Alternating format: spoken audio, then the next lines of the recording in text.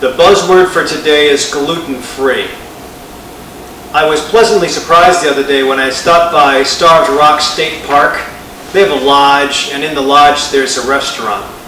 Usually this time of year it's a biker destination because it's just beautiful with its winding roads. It's a remote location from the city. Anyway, with that crowd, you'd expect a kind of chicken wings, hot dogs, and hamburgers kind of menu.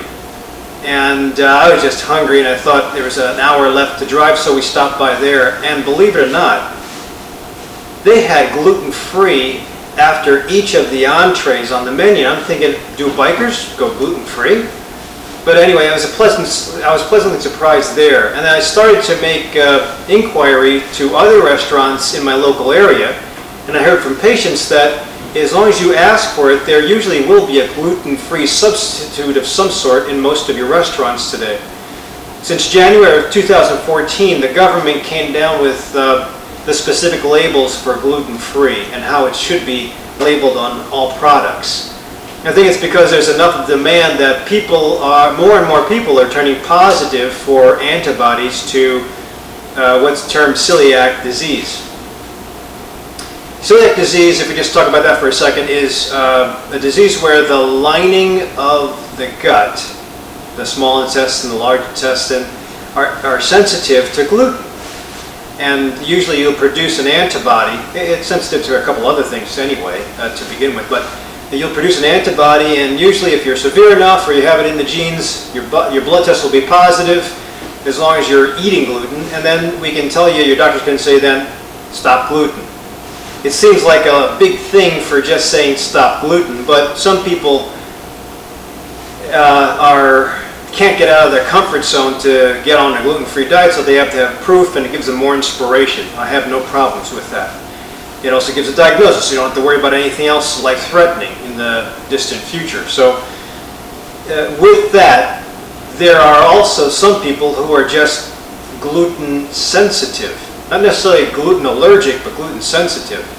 Now the ones that are allergic, like the people with celiac disease, there are some people that are really allergic, and they can manifest things like shortness of breath, change in mental status, hives.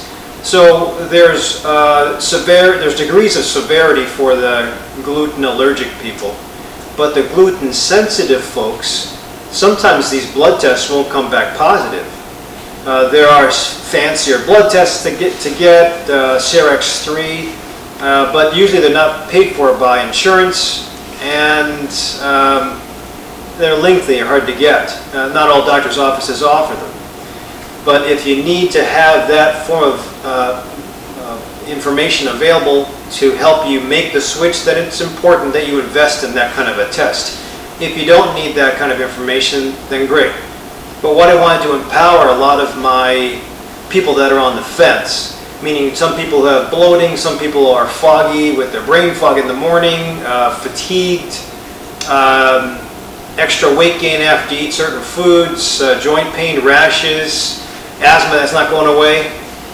I think it wouldn't hurt to try a gluten-free diet for 1 to 2 months. You do have to establish it and keep it, and it has to be 100%, in my opinion, for the 2 months for this trial to be effective.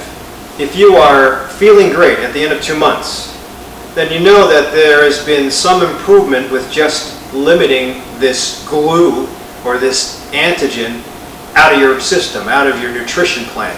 And it's not that expensive anymore. These are some of the things I picked up in a local grocery store that were easy to substitute. And if you notice, there is bread that's gluten-free. You do have to pay a little bit more. I have to tell you, you probably should change that thought. This should be the standard of price that you're paying, and for the crappy food, the stuff that's made and processed and enriched, you're paying extra low dollar for that. So think of this as standard pay. Think of the other stuff as discounted. Well, what do you want to do? Do you want to be on a value meal for the rest of your life, or do you want to be healthy and live till 90 without any surgeries or medicines? It's your choice. The reason I'm talking about this is to introduce you to the concept and say that it's not that hard. There are a lot of references that you can find online that are good. There are also some references that are very confusing, and some of that are just downright misinforming and dangerous. You have to be able to know how to sift through the information.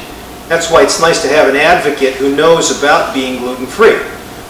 I'm trying it now because my patients have tried it. I don't have any sensitivities to it, but I will tell you, being gluten-free for just a month, I'm feeling that my physicality and my muscle soreness from exercise, from yoga, from everything I do is actually turning around quicker. Whether that's placebo effect or whether it's the true nutrition changes I'm doing, I don't care. This is affordable, and for me this is good. As far as giving this to my kids and my wife, it's up to them. But hopefully I impress upon them that leading a healthier life will make you feel better. When you feel better, you perform better. When you perform better, you problem solve quicker, you get better sleep. You just overall you recover from infection. It's just a better way of life. So the one mistake that some people make is that just because all this stuff is gluten-free doesn't mean you indulge in all these things. You have to be careful. Going from gluten-free to a lot of calories, it's also unhealthy. There's gluten-free and there's glycemic index.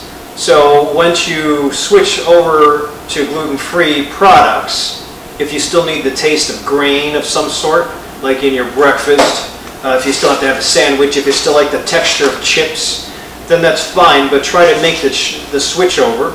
Just don't overindulge, because if you substitute and you pick a lot of carbohydrates, you're also running into that possibility of the insulin dump, the high carbohydrate or high glycemic index food intake that causes insulin dumping, and that leads to feeling bad and bloated and fatigued with poor memory also. So if you're going to make the jump, don't forget, try to do most of your shopping in the gluten-free aisle. Pick and choose your fights. If you're going gluten-free and you're going organic and you're going fruits and vegetables, you're going to have to spend a lot of money, so sometimes it's nicer to creep into it. I would say if you want to find out specifically if you're going to feel better after a gluten-free lifestyle, do it for about 2 months. Start planning on the calendar day 1 and then day 60, and then marking down your days. Noticing also the improvement in exercise tolerance, your sleep, your irritability, gassiness, infections, performance at work. Note all that stuff, because sometimes the changes are very, very small and minute. So you might not notice it by the end of 60 days unless you record all this stuff. So that'd be the most important message, is to give it a try, but give it a try for 60 days. If you're truly suffering, come in to see me or go see your primary care provider to get blood tests first. Sometimes if you get away from gluten and then you get the tests for it, your antibody levels will be low and it'll seem like you're negative or not allergic or sensitive to the gluten that we find in our grain. So you're supposed to get the test, see your specialist, maybe even get a biopsy with a colonoscopy while still eating the bad stuff. So keep that in mind, make the change, stick it with it for about 2 months, and then see how you're doing. If you think that you fared better at the end of 2 months, you're healthier, you're feeling great, why not continue? If you wanted to do a trial, then what I would do is, just to get a comparison, reintroduce on the 61st day, reintroduce a whole bunch of gluten and see what happens to your life in that week. And if you get a whole bunch of those symptoms suddenly back, or you get sick, it's got to be because of the gluten. I don't like dairy either. I avoid dairy for sure because I have a lactose intolerance. Gluten I'm becoming a big fan of. Fruits and vegetables, staying away from meat, that's been my baseline anyway. I don't like beer, or at least I used to like beer, but I stay away from it now. And that might be another great thing to get off of if you're going to be making a lifestyle change. I believe there are some gluten-free alcoholic beverages. I am not familiar with them, but you should research. Now, if all this stuff is confusing, you can still see a registered dietitian. I'll put a link here. There are some standard registered dietitians, and there are some that have taken the jump and gotten more information specialized into celiac disease and gluten-free meals and eating and lifestyles. So I'll put both links here. For symptoms of irritable bowel syndrome, if you're not sure, I'll put a link to a previous talk that I did on IBS. Otherwise, hopefully you'll enjoy the change in your lifestyle, and hopefully, I'm pretty sure that other people will notice it in you. Ask people at the end of the 60 days, do you notice a difference in anything that's going on? I'm pretty sure you're going to notice a change. You should notice some weight decreases. You should notice some bloating decreases and some waistline decreases. So hopefully you can embrace all these positive effects and just have it launch you into your next plateau.